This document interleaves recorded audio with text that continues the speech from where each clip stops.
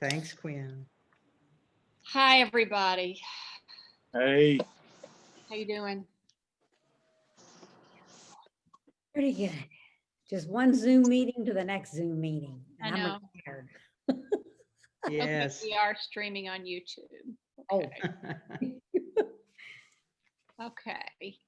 Well, it's 3 o'clock, I guess. Afternoon, everybody. I'm going to go ahead and get this started just because Mr. Cozart's not here, but he has a lot of meetings today too. So I'm going to begin by reading this video teleconference statement. Welcome, everybody. Due to the COVID-19 pandemic and state of emergency, this meeting is being held via live video teleconference pursuant to 2020 Senate Bill 150 and in accordance with KRS 61.826, because it is not feasible to offer a primary physical location for this meeting. Again, welcome everybody. Anybody who's viewing may send emails to this committee at racialjustice@lexingtonky.gov. And the next thing we need to do is make sure we approve the minutes. You should have had time to review the proposed minutes. Is there a motion to approve? Diana, Queen, and is there a second? Second. Okay, lots of seconds. Everyone in favor, please raise your hand and say aye. Or say aye. If you're opposed, please raise your hand or say no. Okay, and everybody, you may be delayed because you have lots of meetings going on, and I've already read the COVID statement and we have approved the minutes, and so I'll let you take it from there. Great, thank you. You probably also, excuse my tardiness, I was trying to get connected. You may have also reminded people that we're on YouTube. We encourage you to send comments there. We also encourage you to send comments to Lexington or racial justice at lexingtonky.gov. I am looking to see, you probably let folks know that there are some that need to jump off early, some that will be coming late, some that have other meetings. I wanted to bring to our attention, I don't see our co-member, Judge Murphy. Wanted to congratulate her on the work she did that I think is related to equity and social justice that we're addressing here. Judge Murphy was part of the ceremony of unveiling the suffrages just yesterday. And the nuance there is that part of the story that some would say was a bit left out is that the suffrages that we celebrated from the 19th Amendment did not include Black women.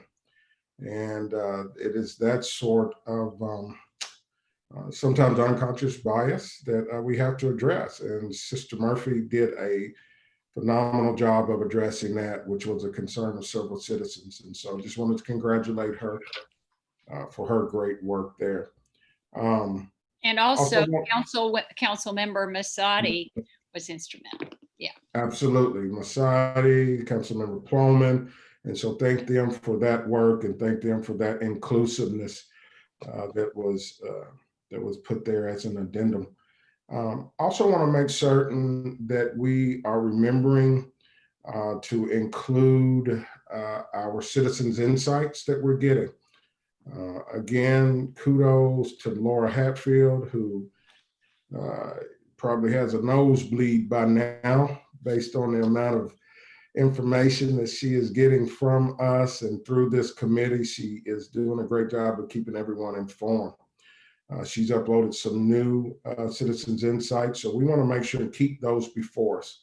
Some of the insights have individual accounts of what they feel like align with our work, and we want them to know that we are acknowledging and considering all of the input that is coming We had a co-chairs meeting this morning, and it was noted that this may be one of the more inclusive processes based on the virtuality that we've been in these days. It has its cons, but it also has its pros. You know, a lot of people can tune in that would not have otherwise been with us in person.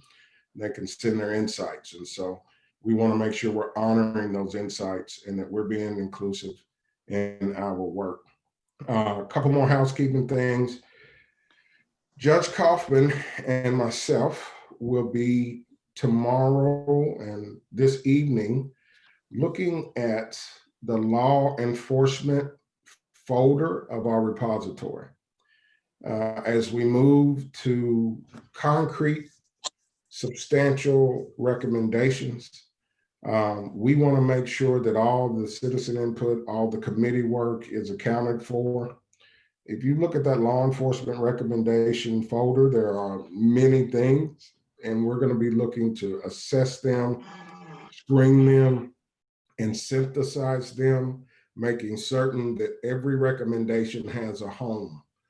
Early on, before we got our land legs, we were taking in a lot of information in the form of quasi-recommendations, and we did retain all of that. What we find is there are some out there floating, and they don't necessarily have an assignment to a category or under a major umbrella, but they are still significant enough to note, and there are changes that we noted would be helpful. And so we want to make certain that we go back and look at all that information. So you will be getting likely getting some communications as we disaggregate those things and identify homes for those. So please be aware that we're doing that work. Does that adequately address what we discussed, Judge Kaufman? I think it does, Mr. Cozart. Can I ask a question? Yes, sir. Yeah, I guess I'm inquiring here. At some point, are we as a committee going to establish some priorities about these recommendations? I think it's important to include, everybody's voice in terms of ideas and suggestions. But if I were sitting back as a policymaker, I would want to hear from a group, not only all the ideas are out there, but which ones do we think are really central, most significant that, we could do. And so I hope we put that at some place in our schedule, an effort to prioritize so that when the mayor and the city council reads our report, they say, hey, this little thing here is not as valuable as this thing, So how are the co-chairs, how are you all suggesting we handle that? Great thought and wise thought, Judge Corsoni. We not only have been charged to do so by the co-chairs of the super committee to get primarily 3 priorities, Okay. with other recommendations notwithstanding. We have also, by our fellow committee member, been advised by Councilmember Masadi that as succinct and clear and prioritized as we can be, that increases, the probability of adoption more swiftly. So to that end, we will do that, and that will be the work that that is one of the reasons we moved up sort of the deadline for our recommendations, which is now Monday, the 24th. And so we can get those, look at them collectively and do some prioritizing. If people have thoughts on priority, even now, we would be open to discussing that, or we'd be open to you sending us your thoughts on that. Because I totally agree with everything he said, especially the last part. Your deadline for recommendations is Sunday. That's a hard deadline. Monday, the 24th, and that is before our meeting. We have to have your recommendations. My self-imposed deadline is Sunday, personally. And we will spend next week voting on the recommendations and prioritizing the recommendations. But if any of you do have private things you want to share with Mr. Cozart and me about priorities, we need to think big and we need to think big picture. So please feel free to email us over the weekend or anytime. That's a good point. Yes, Judge Isaac. Um, I, I think the priority issues, just a matter, of course, should be those things that the council and the mayor could act on. So many of the things that we talk about need legislative, state legislative change, federal changes, all kinds of things that the council really has no ability to affect. So I'm just throwing that out, that I think in the top numbers of what we would propose, that we look very closely at those things that can be done by the council. That's all. Thank you, ma'am. This is good discussion. Other thoughts on considerations as we prioritize, or other questions about it? The only thing I would add is that the recommendations do have to be done by Monday before our meeting at 4 o'clock. And that doesn't mean 3:30. You know, none of us can read them unless we get them that morning or by that morning. But I would also add that the citizens have until August 27th to send us comments and recommendations. And we will not be discussing every single detail of every single recommendation at this meeting, but we will be looking at every single email that comes in to see whether we have adequately addressed some questions. We may not address them the way the citizens want us to, but we need to take them into account. And Laura Hatfield just reminded me of that deadline. Thank you. So this committee knows a report from the co-chairs of the super committee. We understand that as much as we will try to give, again, substantial and meaningful and very real recommendations based on the data, our lived experiences, and our expertise, we're certain that not only will they not satisfy all citizenship, there may be some that don't satisfy all subcommittee. And so we will be working diligently to get to the best and most inclusive answer to address the systemic issues or systemic racism issues that exist in our law enforcement and in our justice system as we've been assigned. And I am confident, based on the spirit of this work and the amount of effort that has been put in, that will occur. So today's agenda, we want to be certain that we revisit where we actually ended in our Monday meeting, in which we talked with Mr. Hain from the county attorneys, had some rich discussion there to the point that we had to move from that.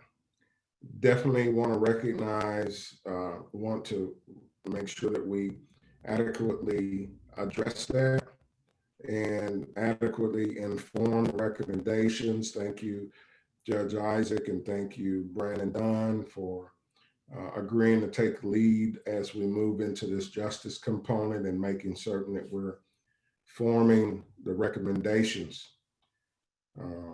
One of the things that we know we did not get to, and this does not preclude revisiting anything else we feel like we need to discuss as a committee in reference the county attorney discussion. But one of the things I know we didn't get to, and I don't see Tana on today, but there was the question of expungement. And I don't know if there's anyone, I don't want to misspeak on the content of that question or the direction of the question or potential recommendations. I think that, I know she was wanting to know the process, but is there anyone else that had thoughts on or could feel like they could adequately frame this element of expungement as it relates to the county attorney?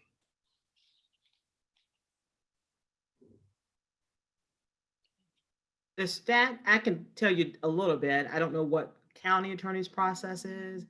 Um, the procedure for expungements, felony and misdemeanor, are laid out in the statute. And I sent an email to, it's been a little bit ago, when I think the issue first came up about timelines and things like that. And so I sent what the actual statutes were, and then I kind of typed out maybe a little bit of a generic version to make it a little bit easier to read. Is that in our shared drive, Ms. Baird? It should be. I emailed it to all of you all.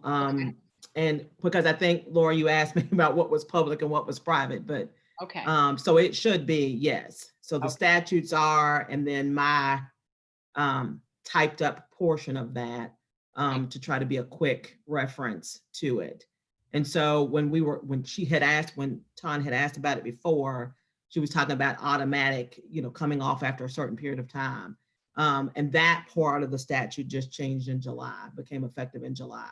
So before that time, you have to file a motion, and the statute gives timeframes about when you can file them and under what circumstances: dismissals with prejudice, acquittals at trial, single, when you have just kind of certain felonies were specifically outlined in the statute and things like that. Thefts, possession, controlled substance, those types of things were laid out specifically in the statute.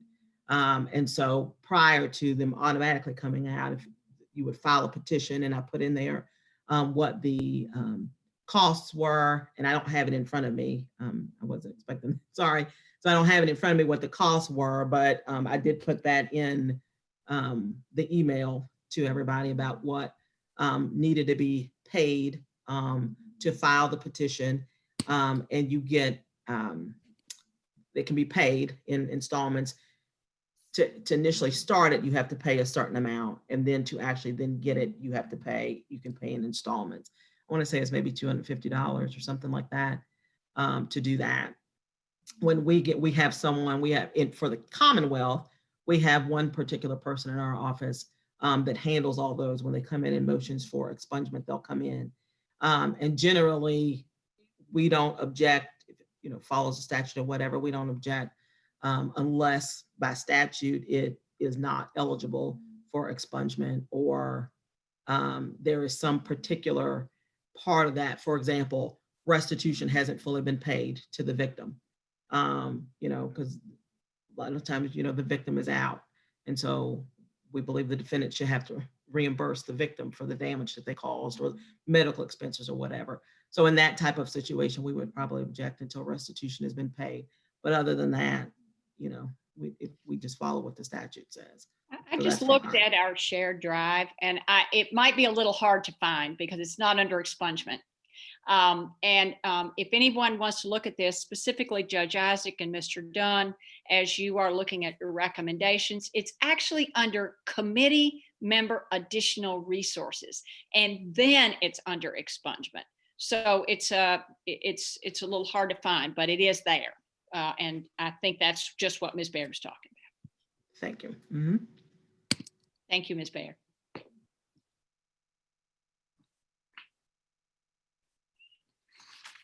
It looks like David got booted out, maybe. Okay, well, let me go ahead and bring these other things up again. Sometimes we all get unstable connections. I know I had one a little while ago myself.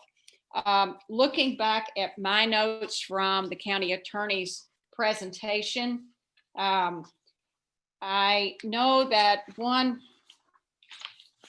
thing that was brought up was, what is the process that the prosecutor follows when a defense attorney raises the notion of something being a racial prosecution, or when a prosecutor himself or herself thinks that there may be some racial motive? And the conversation, as I recall, was, well, we may tell the police officer, you may have a problem, and the judge may ask you questions about this very closely. And Ms. Gunther said, well, if you see a problem, why even take it to suppression hearing? Why not just kick out the case? And then then Ms. Baird, I think, suggested that some disproportionality may occur in where the police officers are patrolling and that they're more likely to find cars with drugs in certain areas of town than in others. So can we talk about that process? If a prosecutor believes that a charge is not really good, you may want to address that. Ms. Gunther, you mentioned why take it to the suppression hearing. That's correct, but obviously there's some discretion in there. And I understand that Ms. Baird said that but a lot of times most times there are legal reasons to stop, but that may be a legal reason on the outside, but the premise would be that it's a legal reason to stop, but it's racially motivated. So my question would be that if that's obvious to the prosecutor, why make the defendant go to a suppression hearing? Why not just nip that in the bud? And Kimberly, what's your office position on that? Well, because part of it is the definition of the word obvious. There are times when we'll look at things like that's, I think, when I gave the example of there's a car riding around Coolabin a couple times and then they come out, that looks suspicious. That they have some sort of traffic violation and they stop, and then it goes from there. Marijuana's in the car, drugs, guns in the car, and those types of things. So to me, it may look racially motivated, or because you're in that particular area of town, or car on Smith Street type thing. But then it comes to obvious, because then an officer may say, all I'm saying is, let me give you some of the conversations that happen. So the officer may say, we have gotten so many calls from residents in these areas who are saying there's drug dealing happening outside my house. So they've done more active patrols because there's a lot of drug dealing happening outside the house. Or, my kids can't come outside because there's a person on the corner with a gun or whatever. So they may be saying to me, there's legitimate calls or legitimate reasons why we have more active patrols in these particular areas, versus I'm just out there running an MDT and I, find a thing. So that's why. So yes, there's discretion that's involved, but when we start, so the first aspect of that is it lawful? So that's why I said we go to a suppression hearing, because if we start getting subjectively at that stage, it can lead to some probably unintended results. And so if we treat them similarly in terms of, was this lawful? Was this legal? In terms of a stop, that's one thing. That's it's legal across the board. The discretion may come in terms of what the offer may be. That's when we got into, I pulled them over, and based on what I saw, there's 2 grams of drugs in the car, and I know this neighborhood, it may be trafficking. When we look at it further and it's like, I don't know about that. And so then our discretion comes, we offer possession. Our discretion comes in what we offer. In terms of the process of when we think there may be something racially motivated, there's no, because it's a case-by-case basis and can be somewhat subjective, those are when, a lot of times when we get the case and reading the report, when we're getting ready for grand jury, we will have a conversation with the officer to say, there's probably going to be a suppression issue involved. At grand jury, the standard is there sufficient evidence for the case to go forward? The grand jury doesn't decide the issues of constitutionality. They don't decide suppression issues there. The grand jury doesn't. They just determine what's happening and is there sufficient evidence for the case to go forward. So we can't address those issues at grand jury. But we as prosecutors are aware there's going to be some issues going on down the road. So as we're getting ready for, so if we don't resolve it some other way, and we're getting ready for a suppression hearing, we will have a conversation with the officer about what they did and why. If it appears to be more blatant, we will have conversations with the court liaison who comes and monitors those officers, and talk about it in that particular way so that they can review it internally if need be, and proceed on to some sort of disciplinary action. So that's why it's just kind of it's a case by case basis, but we try to keep constitutional issues one way and subjective another way.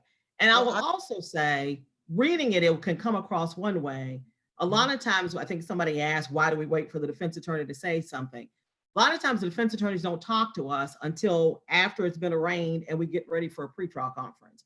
So it's been in district court, it comes up for grand jury. A lot of times the defendants don't testify at grand jury, and then the case gets arraigned, and then we get set this conference where we meet with them.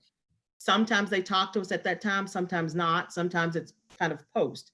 So a lot of times if you see a charge and then you see kind of an amended and you wonder why, a lot of times it's because we've had a lot of conversations with the defense attorneys in between there. So unless they tell us, sometimes it may be obvious on the face, but sometimes they have to tell us, because if the officer doesn't put what happened in the report, or it's not necessarily obvious from the body cam, but they'll say, my client is telling me this conversation happened or this other thing happened, then it requires us to do a little bit more research. So then we can kind of make some adjustments that way as well.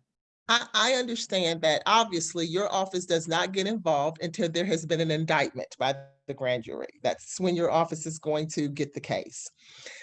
But what you stated was that if there's an issue, a suppression issue, and we see that suppression issue being problematic, that we will offer them something different. And that's in itself a problem, that you're offering something else. And a lot of times people take deals because they think they're getting a deal. They're thinking that we're getting something better than the risk, a risk reward type of thing. I'll take this possession charge out of concern that I might be convicted of the trafficking. So my question to you is, why offer them something less? Just get rid of the case. Well, okay, so then let me clarify what I mean. If it's one that's going to be suppressed, we go to we have a suppression hearing and the court suppresses them. Some of those are very easy ones. The easy ones, they're suppressed. That's not the issue.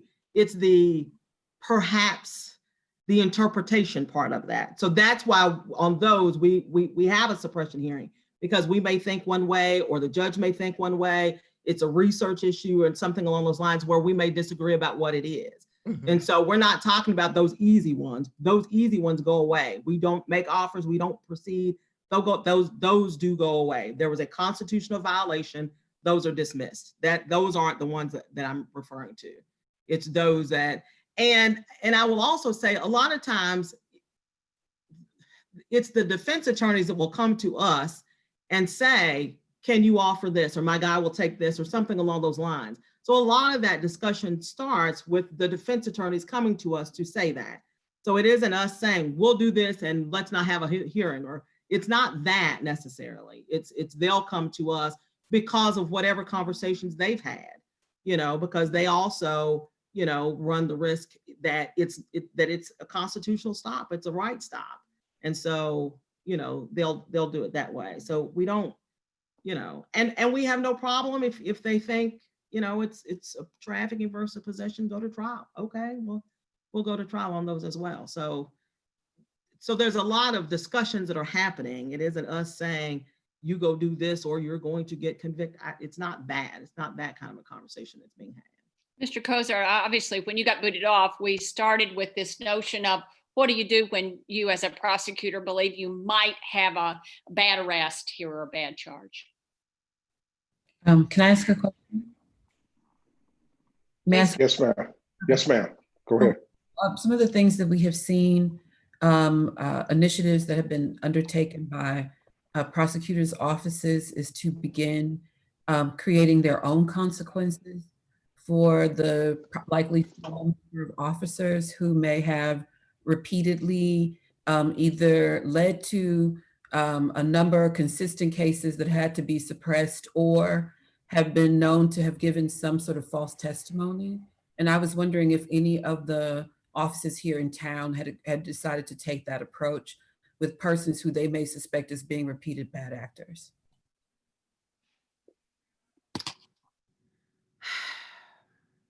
Not quite sure how to answer that question yet. There have been some officers whose actions have been called into question. And Brian, you may have to chime in and help me on this one. So I guess let me just, I'll say it this way. There have been a couple of officers whose actions have probably been called into question, where there may have been some disciplinary action. What happens from that perspective, if we're preparing for trial or in the plea negotiation stage or whatever, then that their personnel record about whatever that issue is turned over to the defense, and then a discussion is had from there. We have not had an officer that's been charged with like perjury or false swearing or something like that. One of them was, I think, charged with false swearing, but that's been years ago. So the reason I'm pausing is because I can't remember exactly what happened in that particular case. He was charged, but I don't remember what our office did because it's been a while, because that generally doesn't happen. When we have officers who have been charged with administratively, maybe with some violation of policies or those types of things, we will have conversations in our office if it's not just once or twice or something. If it's something that has happened often, we will have a conversation in our office about how to handle those cases. I know there's one that particular officer, the defense doesn't particularly care for them, but we've had a suppression hearing with him every time, and they don't necessarily like the method, but the courts have always upheld his stops. But we have a conversation in our office about how to handle those cases. Ms. Baird, I want to speak about this from a judicial perspective, and it's not state courts, federal courts, which didn't involve your office at all. But I remember clearly one case in which I held a suppression hearing, and I conducted my own suppression hearings, did not turn it over to the magistrate judge. And I found that an officer was not being truthful, was lying. And after I said that, I said I was going to enter the opinion and order the following day or that afternoon. And after that, the next morning, the prosecutor and the defense attorney visited me. And the prosecutor said, if you enter a finding that this police officer is lying, it will ruin his career. Therefore, we have agreed to dismiss the case. Now, I'm not, as I said, wasn't your office, but I've seen it happen where the prosecutor went out of his or her way to save a police officer's job, even giving up a case. And of course, if the prosecutor is going to dismiss, the defense attorney is not going to object. So I know that has happened in the past. And I'm not sure what my question is, but my question is, I guess this is my question. Don't you, as an officer of the court, have an obligation to make sure that that those police officers are held to a very high standard, even in gray areas? Yes, and so this is where the gray area conversation comes into it. We have had many suppression hearings where the court has suppressed statements or suppressed evidence because they didn't necessarily believe the officer, which came from their interpretation versus ours. We may have believed the officer, the judge did not. And then the order gets entered and it's, suppressed. So there's nothing for us to do in those cases. We have had situations, that's what I said in the past, where we are aware that an officer may have not said things that they were supposed to, or was not truthful in what they've done. And so in those particular cases, those are easy ones to dismiss. And we then take active steps to either talk with Public Integrity Unit or do whatever it is. And one officer at least has been charged, and that was years ago, but has been charged. So we do make those steps. I am not, and so if it's happened, you tell me, but I'm not aware of any prosecutor that's gone to a judge to say it's going to ruin his career. So we're just going to go do that. I'm not, that's why I was shaking my head when you said that. So I'm going to clarify, the county, the Commonwealth, U.S. attorney, we're all different. And if some prosecutor went to you and said that, you let me know, but that's not how we operate. So we do, if we know they're lying, there's additional steps that we will take to make sure that there's the police are communicated and as I said, and charged if need be. I'm at a little disadvantage because I switched to my phone as my internet went down. So I'm only seeing partial panels. I do know that I saw Mr. Harris's hand go up, but I also want to make certain that Dr. Price, we don't move from this until you posed the question, and in the question, you said that there are some methodologies out there or some prosecutors that have put in place some methodologies to somewhat to seek to mitigate this. Is there an opportunity for a recommendation that would minimize, because it happens, it hasn't, some have experienced it, others have not. If one has experienced it, I look at this stuff like roaches. If you see one, there's a lot more than one. And so I think that if the phenomena occurs once, it's too many times. And as a committee, we want to try to put something in place that would minimize that. Dr. Price, do you have in mind, or do you have more information on that approach? One of the things, I mean, I just know this as an outsider reading press coverage of this, is that they have some prosecutors have actually published lists in their communities of officers who they will no longer, who they found to be so lacking in credibility that they would no longer pursue particular kinds of cases where they were the only witness to corroborate certain kinds of behavior.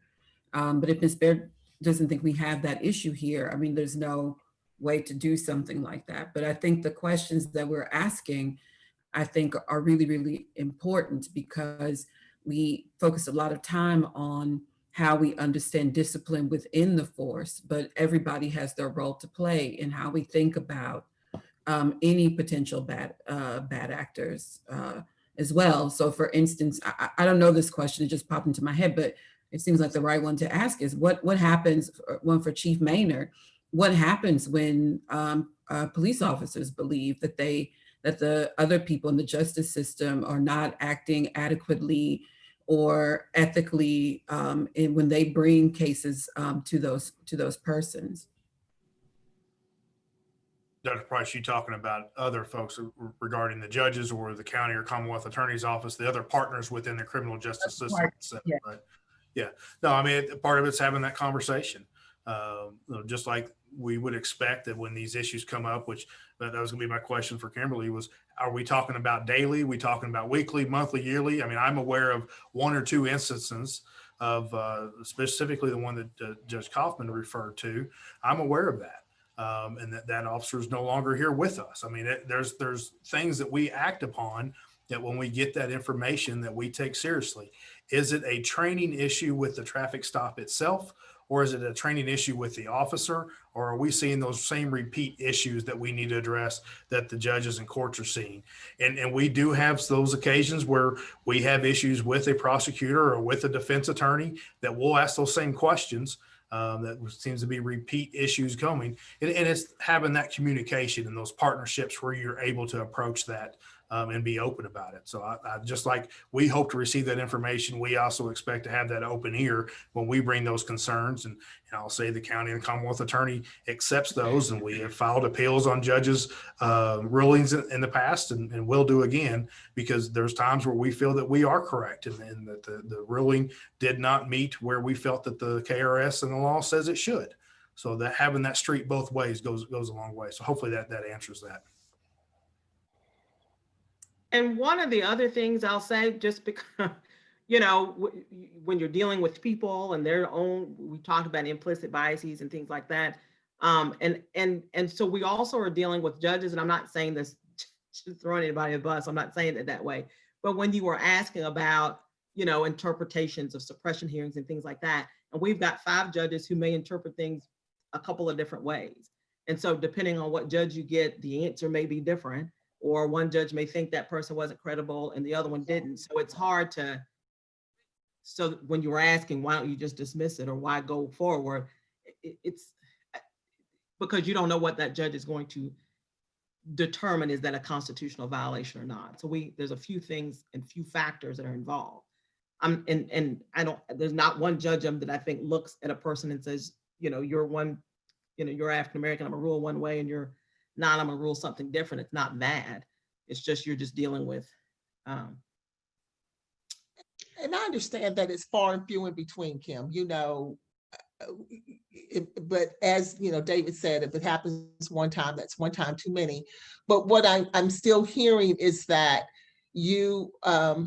what I'm hearing is that we're going to hold on to the case as long as we can, and see if we can, if we can convince the judge. I'm just saying that when there is an issue, because, let's not make any mistake about it.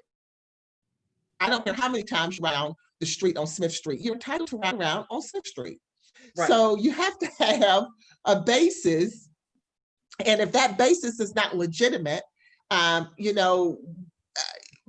might have a tail light out, and Judge Kaufman may have a tail light out, and I'm the one that gets stopped. That's a problem, because we're both women, we're both of maturity. The obvious difference is that I'm a little, darker pigmentation. So that could be, even the perception. So when we have a case and it's, we get that mantra like, this is a high crime area, and we have, the mantra that law enforcement will give and will write in their reports. I think sometimes if you allow the case to go away, that may help change behavior. I may be wrong. I may be I may be looking at it from a rainbows and butterflies, but I'm just, I get what you're saying.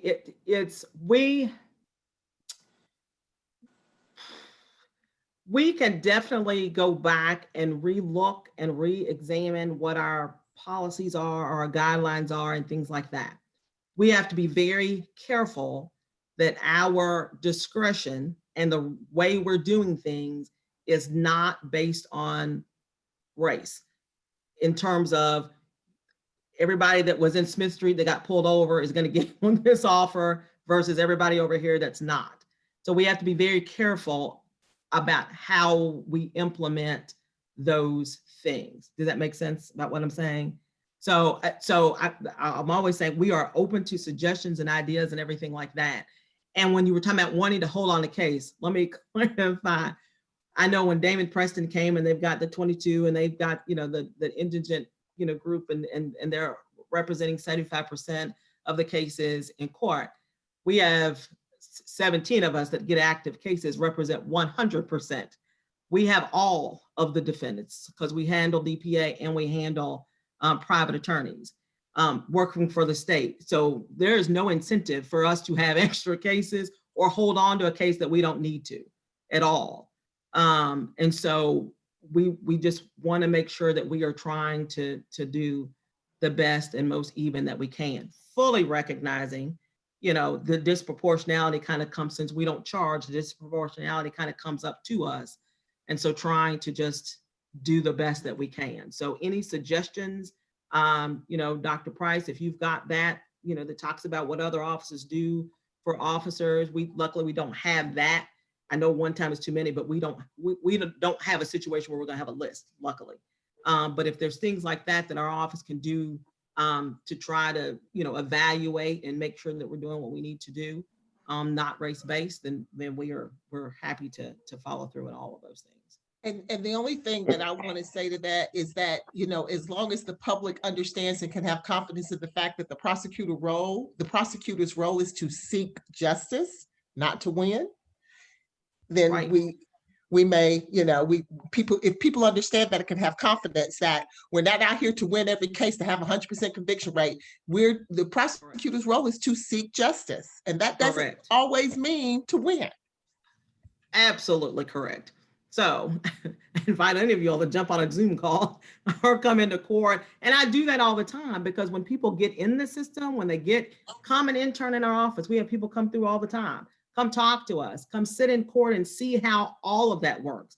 And I think just a lot of times what the perception comes from TV, comes from, well, I heard things like that. I didn't want to be a prosecutor because of the perceptions I heard till I got here and realized it was much different than what I thought. And so, you know, we are open, we're transparent, we're happy to talk, you come to see in court and things like that. And I think that will give you a different perspective. Sort of like when you went on the training with, you know, with the police department. If you don't do a ride along, if you don't go see it, gives you a different perspective when you actually do. And I have the So- perspective from both sides, but a lot of lay people in the community do not. Correct. That's right. That's my point. Yes. Yes. I want to make sure we get to Thank you. Mr. Harris, who had his, Mr. Harris had his hand up for a second. Just real quick, Kim. So the inordinate amount of cases that you have, you said would not incent you to hold a case. Would the converse of that, occur? Would it incent you to expedite a case? To get rid of them, well, I shouldn't use the word get rid of, but to resolve them. Yeah. Yes. So a lot of times, what also people don't realize, but a lot of times we'll get a case, we'll read it, and sometimes they may be somewhat simple cases, or we may recognize there might be an issue. We'll reach out to the defense attorney and say, hey, this is a simple thing. You know, we were talking about possession of controlled substance. He had cocaine in his pocket. What about a deferred prosecution? Let's go ahead and kind of get that done and not have it dragged through the system. Or child support. I know John Hain was talking about that in their diversion program. Under the statute, technically, if you're $1,000 behind, that's a felony. That's not when we get them. They're about 10, 20, $100,000 behind. So, you know, what about getting, if, you know, depending on the amount, let's go ahead and do the diversion program. But sometimes defense attorneys aren't, not these two, but sometimes defense attorneys are not responsive to that. Or if we see something in the police report that maybe, you know, the officer has the victim statement, but not necessarily the defendant's, why don't you come testify at the grand jury? It may get resolved, but they don't always come. There's a thought that we, you know, beat them up at grand jury and things like that. No, we want them to come and kind of get it resolved. So a lot of times, like I said, we don't get the information until after it's been arraigned and we have a pretrial. Then it's like, well, if you had told us that a long time ago, we could have kind of done some things. Yeah. So I yes. just wanted to make sure that proclivity to expedite could also manifest in Absolutely. a plea Yes. that an individual takes that may not be appropriate. Look, Mr. Harris, sorry about making you wait, but I wanted to make sure that you jumped in. I guess what's on my mind is something that we didn't discuss, but was brought up earlier in our meetings, and that is prosecutors, and it happens more in district court than in circuit court, and that is prosecutors only dismissing cases, which I would consider bad cases, on the condition that the defendant stipulate probable cause. Is that something that prosecutors feel they need to do to protect police officers? That is not that what we do in our office. So that's probably a Diane question. I think she said they do that, but we do not do that in our office. so you're saying that it never happens in circuit court? If you know somebody that does that, it's another one. You tell me, because Okay. that is not, we don't dismiss that. Like I said, we don't have a problem calling a supervisor or having conversations with officers or whatever. So we're not gonna stipulate stipulate to probable cause. Now, I will also say, I've been here for 24 years. I had never heard that till a defense attorney came to me to say, can you do this? I didn't know what he was talking about, but I didn't realize that was happening in district court. And I Standard practice. did not, right. And that, it happened years ago when he brought that up, but I didn't know. So that's why I said, if somebody's doing it, let me know. Because no, it was the defense attorney that said something to me about that. And I didn't know, I didn't realize where that was coming from. So no, we don't do that to protect an officer at all. Mm-mm. One thing that I found interesting about that scenario about driving around Coolevin is once the police got behind them, ran their tags, waited for them to make a mistake, then they smelled marijuana. You know, that's one of the things that happens so often in Lexington is a car gets pulled over, the cop smells marijuana, then they find drugs or guns in the car, but there's never no evidence of marijuana. If a cop pulls somebody over for smelling marijuana, and I guess it's evident that they've been smoking marijuana in the car, and then there's no evidence of marijuana once they're pulled over, but then they find something else.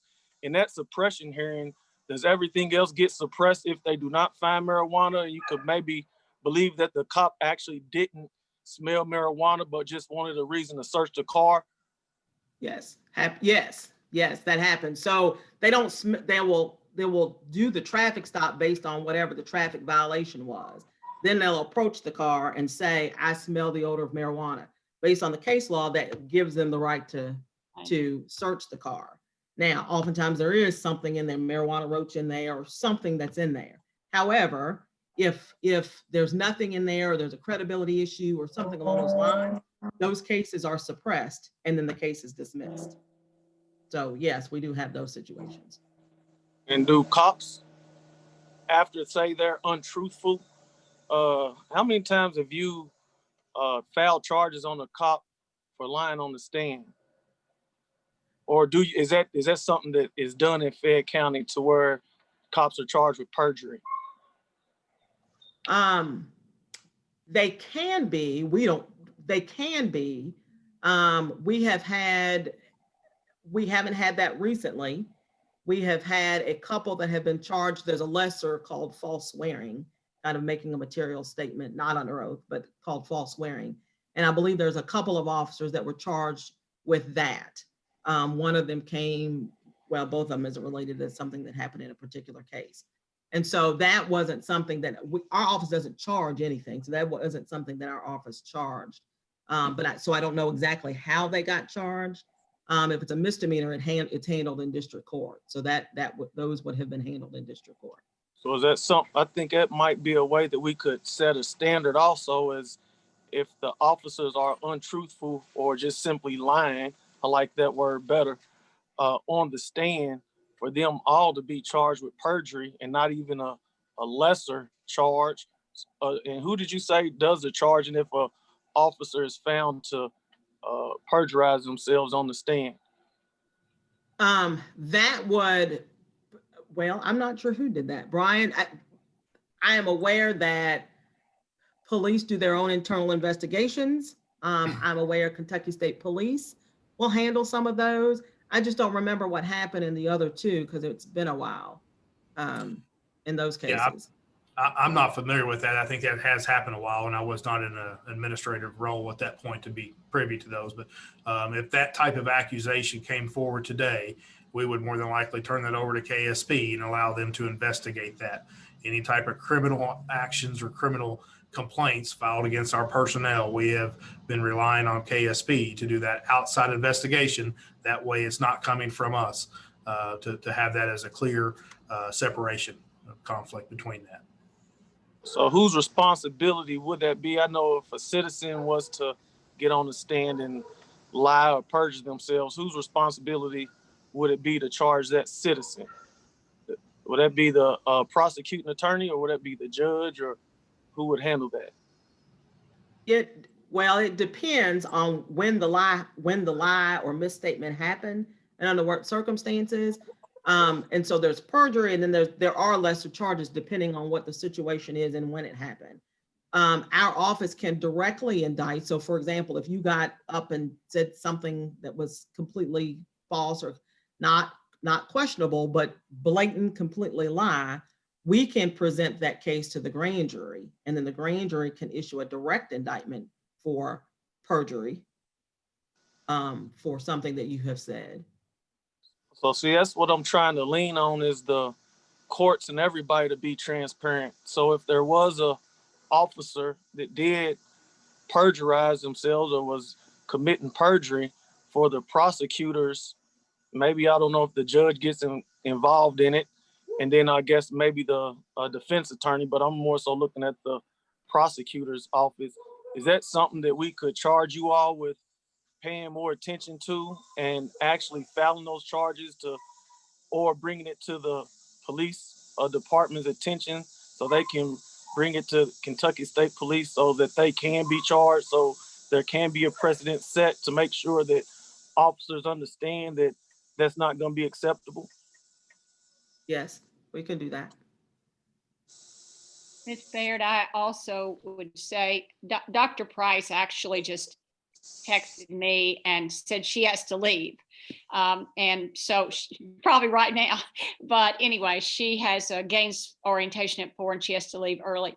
But one thing she said, and I agree, I asked her if she had any more questions. And one thing she said, if you don't mind, Dr. Price, if I say this, she said, I think this discussion just reiterates the need for the Commonwealth Attorney's Office to keep statistics, particularly if they have 100% of the cases. And I would agree with that. You know, I think it's very important in every situation for you to keep those statistics so you know the race of the defendant, so you know the demographic composition of those who get diversion and those who don't. And in this situation, even the race of the defendant and the officer, even the identity of the officer.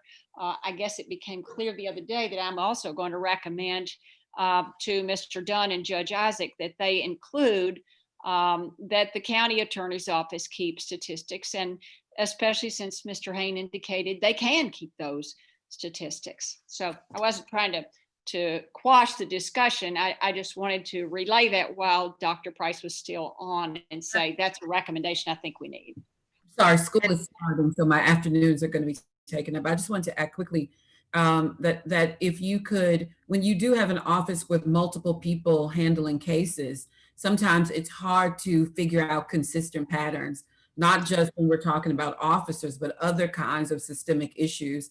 And so I find the answers you have given us about the conversations you try to have and your willingness to correct things that you see, but it also makes me wonder, I think like others on the committee, what can you see holistically without keeping some sort of regular attentive eye to this in a systemic way? So thank We you. have talked about that with Luann after the last time when you all asked me about statistics, and our system just doesn't allow us to do so. It did not allow us to do so. She's trying to work with our IT person to see if there's a way to generate that report. And so she is working on that. So I will tell you that she is definitely working on that. It would be helpful as part of the recommendations from the mayor. If she can, she's cut our budget left, right, and center, that we can ask her to add a little bit more money back to us, that we can have a particular staff person to do that. So that would assist in getting them faster, because you see the delay right now is because we're doing it by hand because we just don't have that ability. But she's trying to work on that. And so that would be good if the mayor can apportion some money, that we can get somebody whose sole job is to do that, and we will do that. Thank you for that, Dr. Well, Price. Yeah, and goodbye. Yeah. Let me add it. It's likely, sounds like in part a technological issue, in part a procedural issue, in part a cultural issue.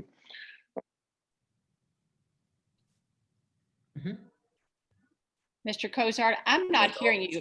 Are other people? Am I going? I didn't hear what you said there. Where did I stop?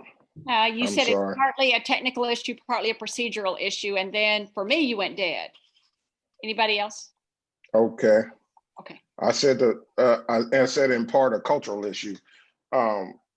So if we, I think also part of the recommendation, there's a piece, Kim, that there's a continuum that comes from law enforcement to Commonwealth attorneys, that there seems to be, I don't know, to me, a gap, perhaps, because the communication, if there is any misconduct or misstatement there on the Commonwealth attorney side when they picking this up, and then back to law enforcement with you, Chief Maynard, you mentioned that in the one scenario, which sounds like it's an outlier, that officer is no longer with you. One question that arose in my mind, is that officer with anybody? But secondly, you mentioned early in our conversation that there is a court liaison, and I don't know that I ever personally got clarity on how that interface occurs and how frequently that interface occurs, and how sound that was. If I'm recalling correctly, there was some opportunity for some growth there as well. Could you rehearse or refresh my memory on the liaison piece and how that would be picked up? Yeah, so the court liaison officer is a lieutenant that's in our public integrity unit. And part of their role is to be a part of the courts, sit there and watch court cases, specifically felony prelim, ensure our officers are showing up when they have subpoenas. They help monitor the subpoenas and keep track of who is served and who isn't served. Work both with county and Commonwealth Attorney's Office. And as part of that role is also monitor any type of concerns that come up with the prosecutors at both levels, as well as with the judges. So have that relationship that's open to have those communications, and then bring that back to us if there are issues that are brought up that we can identify as either a training issue or an officer issue. And I would kind of defer to Kimberly to talk about what our liaison does for their office, as well as if Judge Scorsione wants to jump in here about how the judges utilize that liaison. But it's more of have that face, that relationship that is the go-to if there are issues. Now, a lot of the defense attorneys or prosecutors will also reach out to chief himself or to other command staff if there are issues that have those relationships. Growing up through the department with several, Melissa Murphy, when she was at the county attorney's office, we built those relationships because I was there as an officer testifying in front of the courts and some of the judges. So you also build those other relationships, but that court liaison officer is there specifically for that one-on-one to ensure that everything is going on that needs to be from our end. And hopefully that answers that, but I'll ask for Justice Scorsione or Kimberly to add to that if you like, or even Diane. And I would ditto that. The liaison that we have, usually if they switch, or we get a new one or whatever, they will come over to make sure that we know this is who I am now. This is who's going to be doing that, and I will be monitoring them. The one that we had just before that, before the most recent one, wanted to come to not only were they in every preliminary hearing in district court, but were coming up and wanted to be in part and watch every suppression hearing to see how the officers were, stayed in contact with us. Are you seeing any issues? And they're ones that we know because they've been around for a while. And so we're comfortable calling and talking to them. And oftentimes I'll have a conversation where they may have seen an issue because of something that happened in preliminary hearing before we got it, where they've reached out to whomever, whether they discussed it was a training issue or we're going to address this with this officer because of how he testified or what he said or whatever. And so I know that they are being very proactive before we even get the case on having those issues. Now, what happens with it, internally, administratively, I don't know. But I'm aware that they are having those conversations and working, bringing it to whomever's attention or working with them.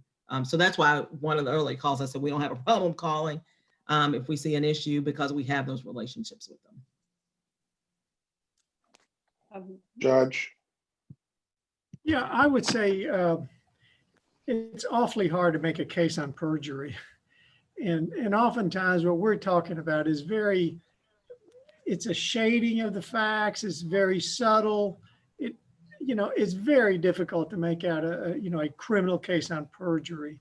Having said that, I think the key is go back to who's there making these calls and presenting this testimony, and how training and the recruitment of people on the police force is so critical.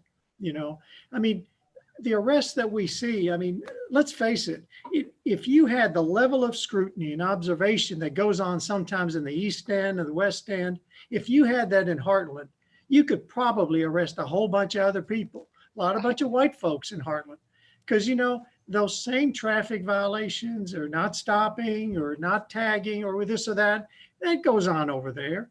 If you scrutinize behavior there, like you do in some other places of town, you'd have just as many arrests.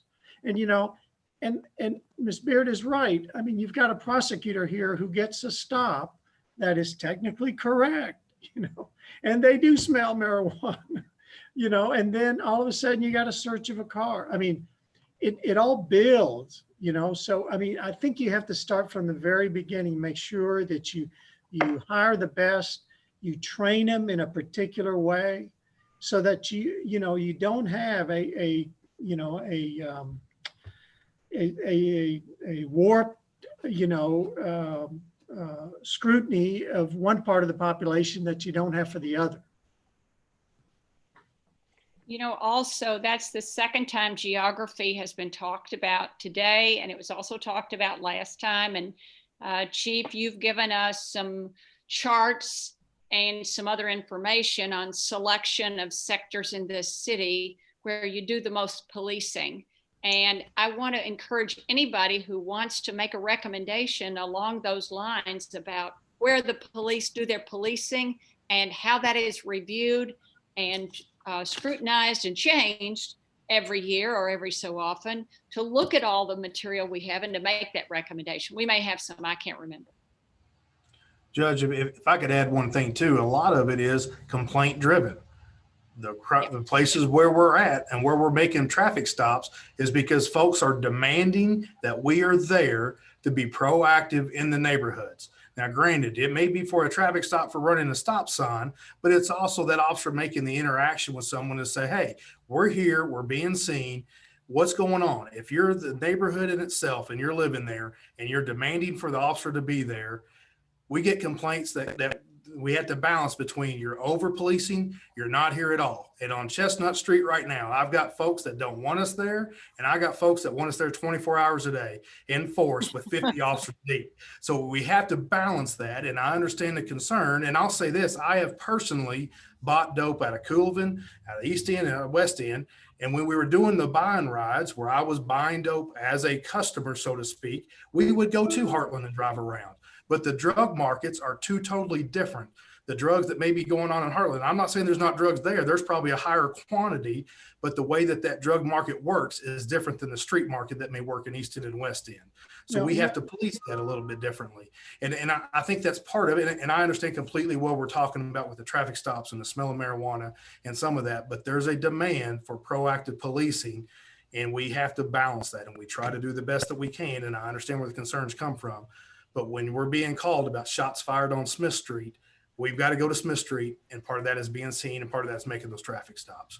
Absolutely. And I think Ms. Baird pointed that out. And oftentimes this is a reaction to citizen complaints because they want to be protected. Something's going on. They want something done. No, absolutely, Chief. I understand.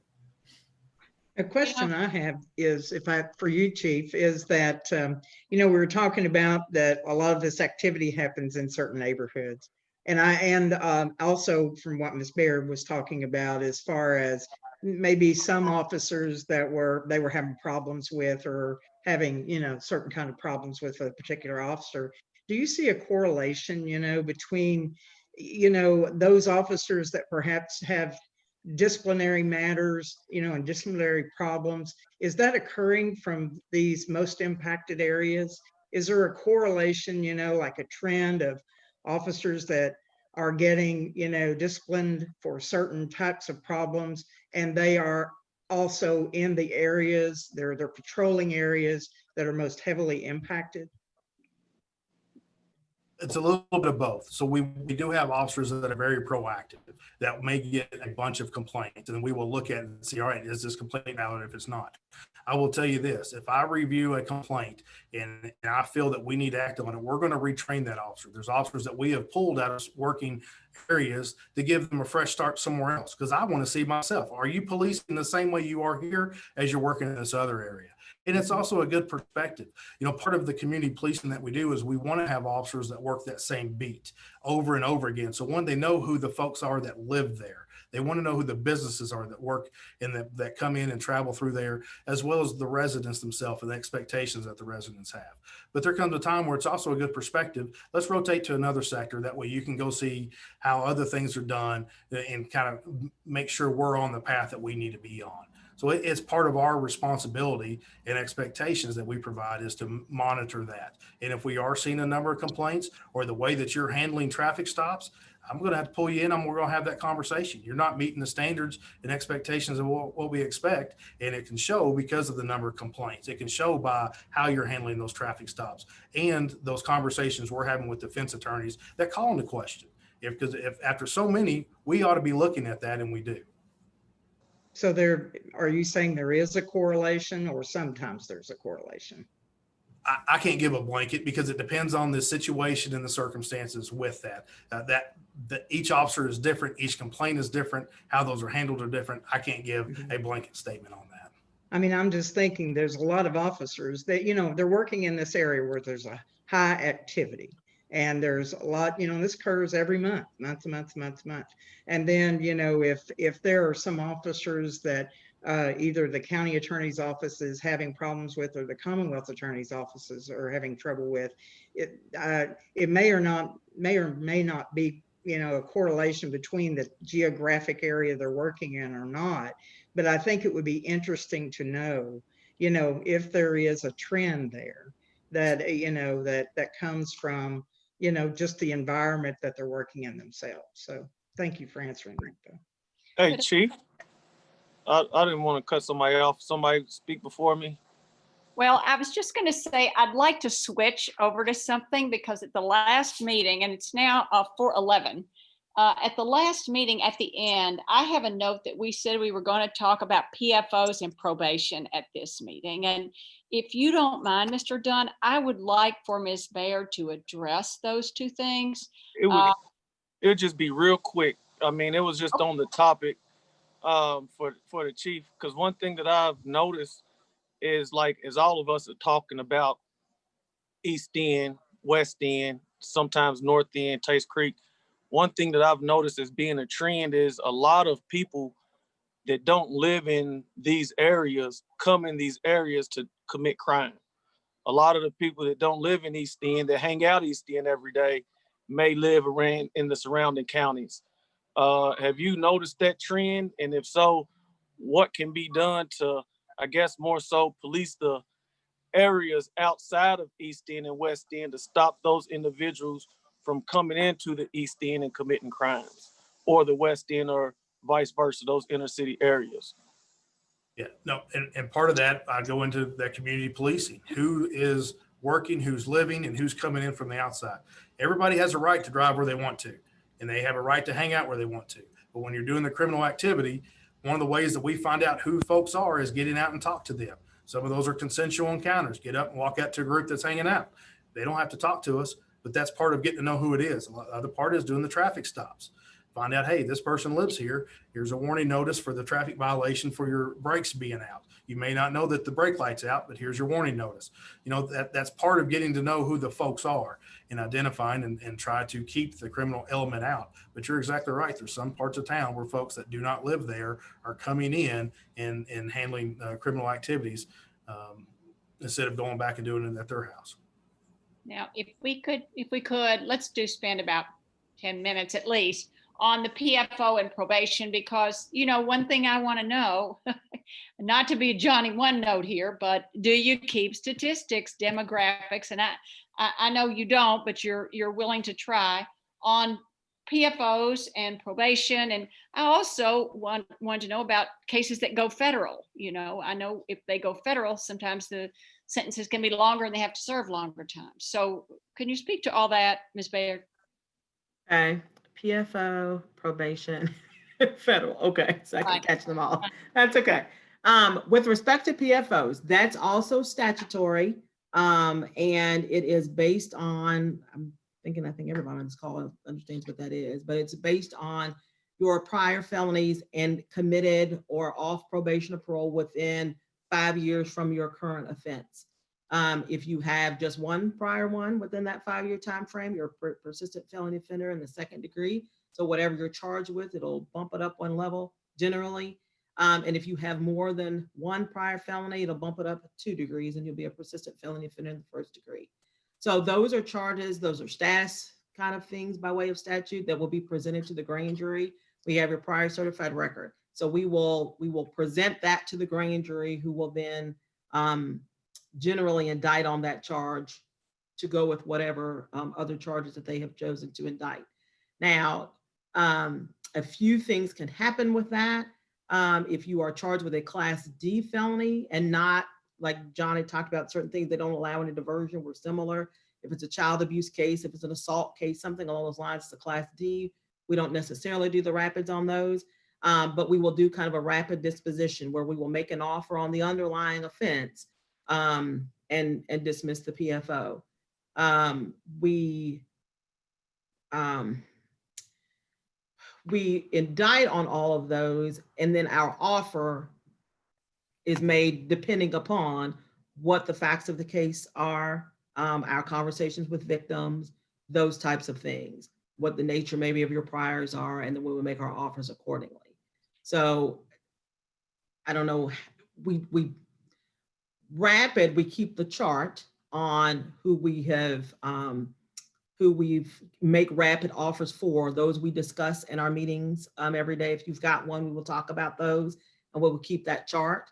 And that's when we had to go back and figure out what the demographics were, but we just keep that to try to be consistent in how we are making those offers. Everything else, you know, we keep it as it is.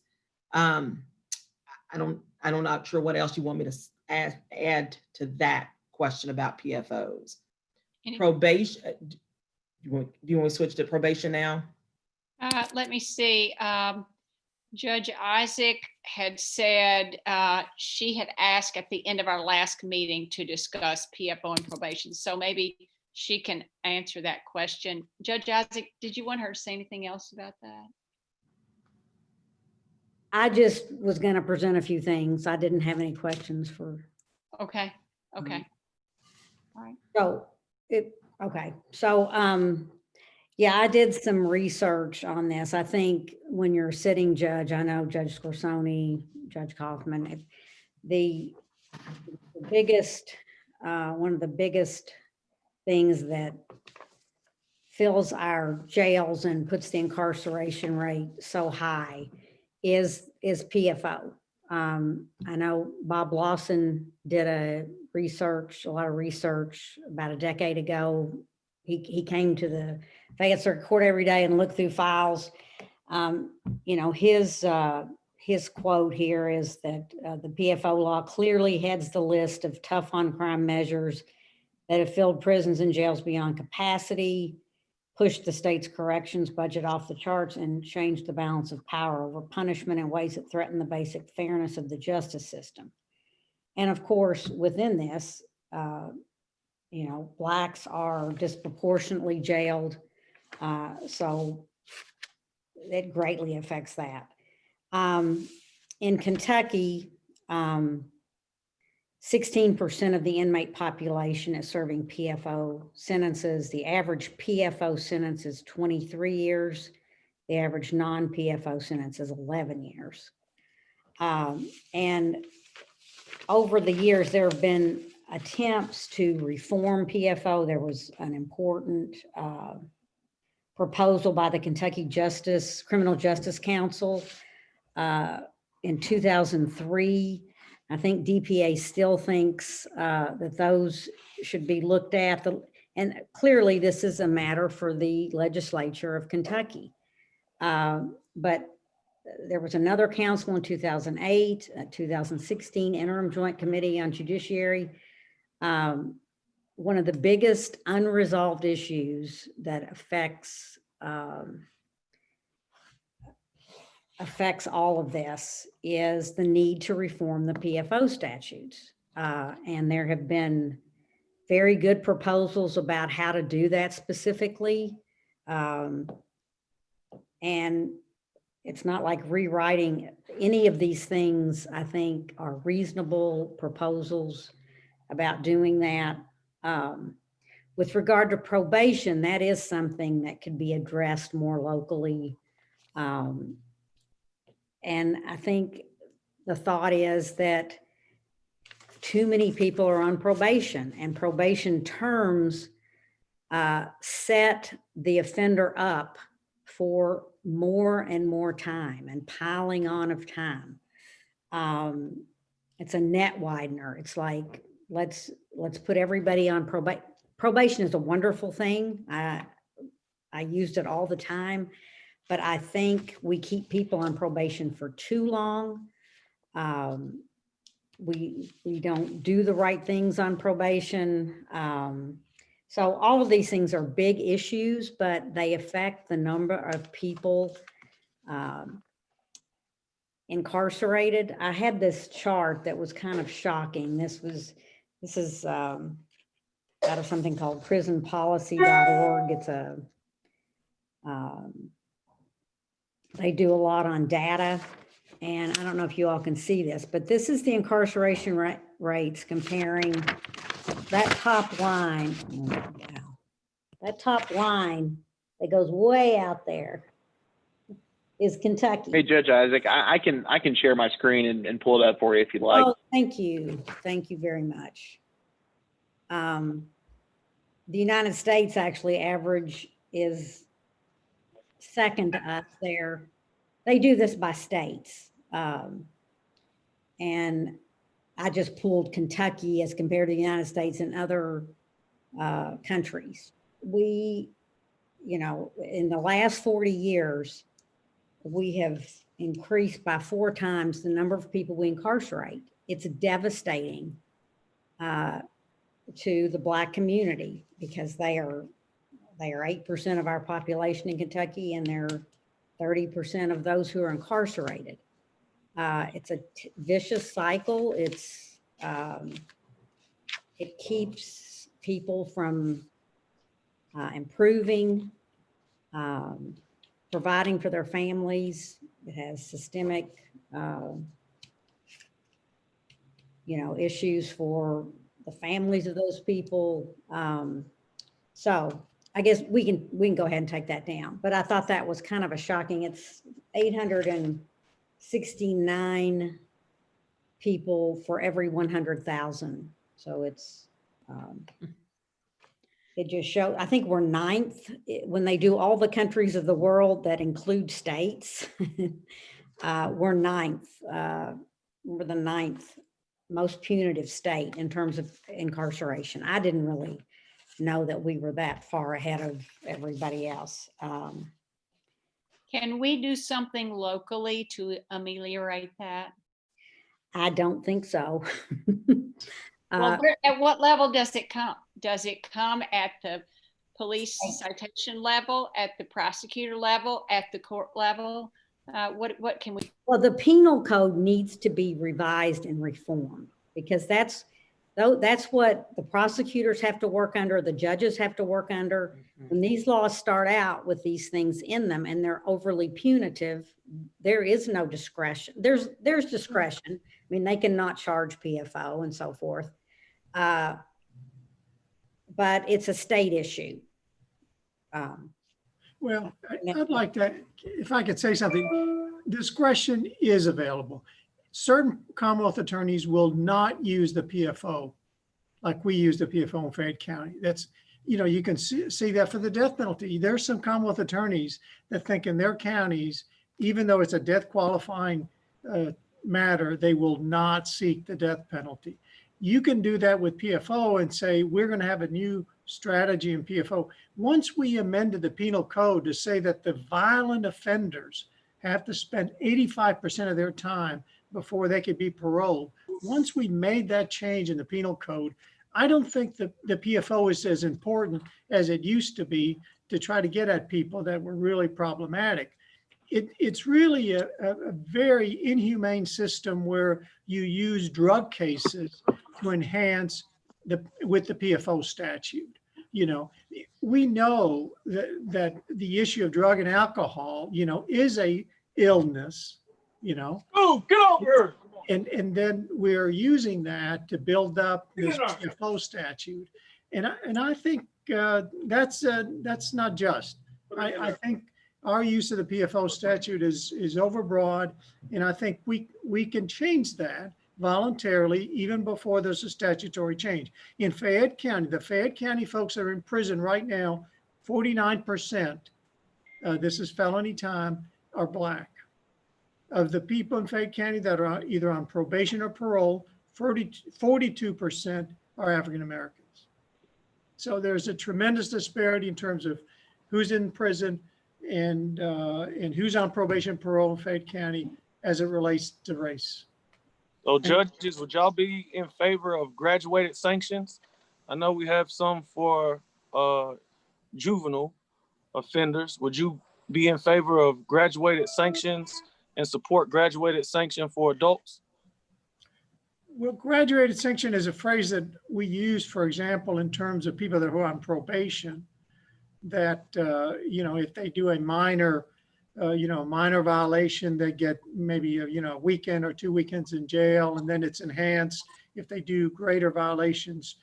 How are you suggesting to use that phrase? What do you mean? What does that mean to you, graduated sanctions? Well, pretty much the same thing as on probation, but then if say you had someone that was a felon that violated, instead of hitting them with a PFO, hitting them with a lesser crime or putting them in jail for a little bit longer, or giving them different type of programs, I guess mental evaluations, or just I think there's a lot of different things that we can do other than locking somebody up. Just say if you have somebody that's in prison, in order for them to go up for parole, there's going to be several different classes for them to take before they can meet the standard of possibly being paroled. So forcing somebody to go to school, or making sure they go get their GED within a certain amount of time if they haven't had their GED. And not necessarily, I guess it'd be more of a punishment to where you'd be like, well, I guess it's kind of silly to where you're going to make somebody go get their GED as a means of correcting a crime that they've done, but it beats putting them in prison, and it would give them more time to focus on something else other than being, I guess, having a lot of time on their hands to possibly get in more trouble. But I think, go ahead. Yeah, I mean, I think you're bringing up a very good point, which is alternatives to, alternatives at sentencing time. And that is absolutely, that's the obligation of the court to consider. But let me also tell you that there are limited options for us, even in drug and alcohol. There aren't that many programs. If you don't have insurance to cover, treatment, you either have to wait a long time, or sometimes you can't get into some programs. So we are short on alternatives, particularly when it comes to drug and alcohol treatment. I think we can use a lot more in Fayette County. Judge Kaufman, thank you all. I want to make sure that, because our next meeting, we're asking for some recommendations. And so we want to make certain that everyone's aware of the logistics on that, if there are any questions, there are several things that we discussed today that have opportunity to come out as recommendations, not the least of which is how do we address those things at this local level that may have implications that even at statewide levels that we've said. I personally don't think that we absolutely preclude things in our recommendations that might require some changes at a statewide level that could be long-term. But if we know it's an issue that matriculates down to the local level and impacts us, I think we can add those things perhaps with the footnote even in our recommendations. We will have to prioritize our recommendations as well. We recall that. And so we need to be thinking in that fashion. So Judge, you want to land it? Yeah, well, I just want to say a couple of final things. Please remember, Judge Isaac and Brandon Dunn are the point people for these recommendations on the justice system. You've heard a lot of suggestions. We haven't even touched on juries in courtrooms. Judge Scorsone talked a little bit about training of judges, but that's kind of it. I'm not suggesting we've spent too long or too little on any one topic, but I just want you to think about what we've talked about and send your recommendations to Judge Isaac and Judge Dunn. Mr. Dunn, I just demoted you, Mr. Dunn. And they can sort out who's gonna do what. Secondly, I'm working on the section on surveys and reports very closely with Dr. Potter and some other local agencies who can help us get some of those off the ground. And thirdly, Dr. Price and Ms. Queen are working on training and evaluation, and also recruitment and hiring of police officers. And Ms. Queen is working on collective bargaining as well. Ms. Gunther's given us some recommendations on body cameras. Ms. Minifield on citizen involvement, as well as Brianna Persley on citizen involvement. And then Chief Maynard's given us a lot of things with regard to the police department can't remember what else is out there, but I'm just working off the top of my head. This weekend, starting tomorrow, this weekend, Mr. Cozart and I are going to be looking at all the recommendations to see what's missing. We all have an individual and collective responsibility to do the same thing. So please take a look at those. If you have recommendations to make, shoot them to the respective people.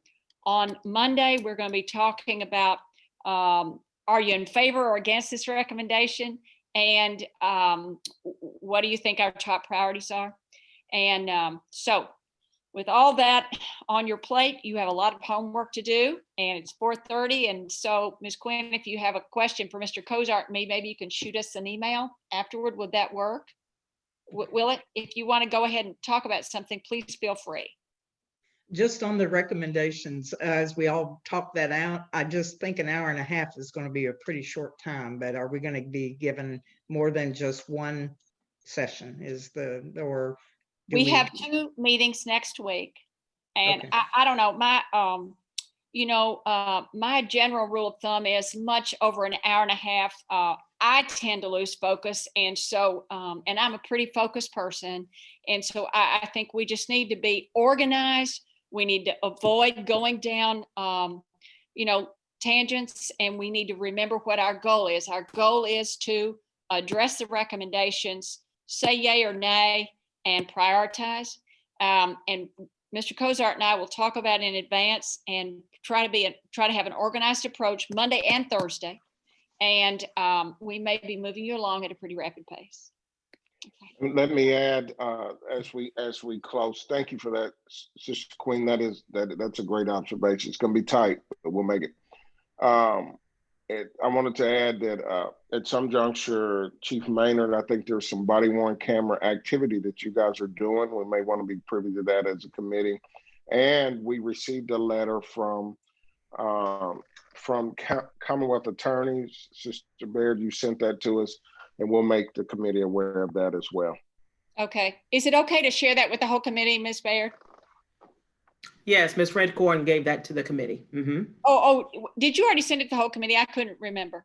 No, I sent it to you two and Laura to be given to the commission members. Okay, perfect. All right, members. thank you. And it's not a public document, it's just a letter, right? Mm-hmm. Yes. Okay, right. Thanks, everybody. Have a good and productive weekend. Bye. See you Monday, 4 o'clock.